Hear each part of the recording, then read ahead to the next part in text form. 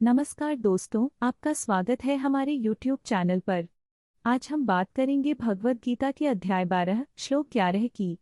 इस वीडियो में हम गीता के इस श्लोक की गहराई में जाएंगे और जानेंगे कि कैसे इसके संदेश को अपने जीवन में उतार सकते हैं।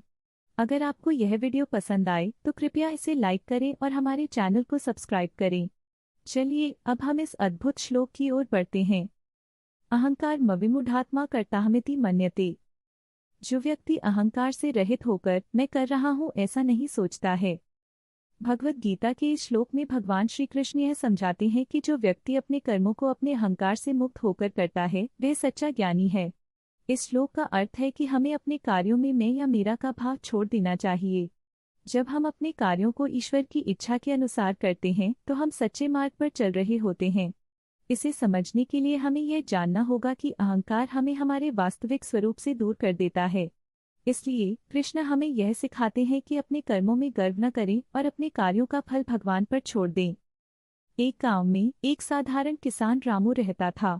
रामू मेहनती और ईमानदार था, लेकिन उसकी फसल हर साल खराब होती थी। एक दिन रामू अपने खेत में काम कर रहा था, तभी उसकी पत्नी सीता आई और बोली, रामू तुम इतना मेहनत करते हो फिर भी तुम्हारी फसल क्यों खराब होती है? रामू ने कहा, सीता मैं अपनी मेहनत पर विश्वास करता हूँ, लेकिन मुझे समझ नहीं आता कि फिर भी क्यों? सीता ने कहा, क्या तुम कभी यह सोचते हो कि क्या तुम्हारा अहंकार तुम्हारी मेहनत को प्रभावित कर रहा है? रामू ने थोड़ा सोचते हुए कहा, अहंकार?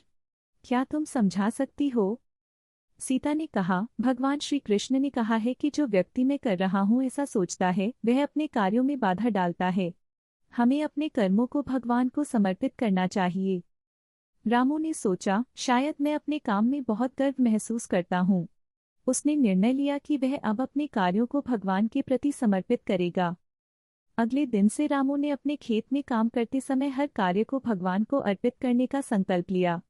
उसने सोचा, मैं सिर्फ एक साधन हूँ, असली कार्य तो भगवान का है। इसी प्रकार रामू ने अपने खेतों में काम करना शुरू किया और धीरे धीरे उसकी फसल में सुधार होने लगा। गांव वाले उसे देखकर हैरान थे। एक दिन उसके मित्र ने कहा, रामू तुमने क्या किया? तुम्हारी फसल इतनी अच्छी कैसे हो गई? रामू ने मुस्कुराते हुए कहा, मैंने अपने अहंकार को छोड़कर अपने काम को भगवान को समर्पित किया। सीता ने कहा, देखा रामू, जब हम अपने कार्यों में गर्व नहीं करते तो ईश्वर हमें आशीर्वाद देते हैं। इस तरह रामू ने अपने जीवन में गीता के इस श्लोक का पालन कर जीवन को एक नई दिशा दी।